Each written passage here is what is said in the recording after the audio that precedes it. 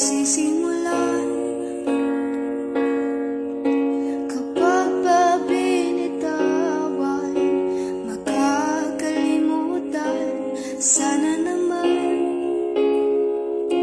mapagbigyan ng kahit konting oras para magpaalam.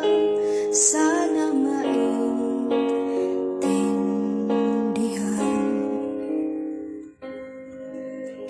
Di ko pa yata kaya, hindi ka na makita. Pagising sa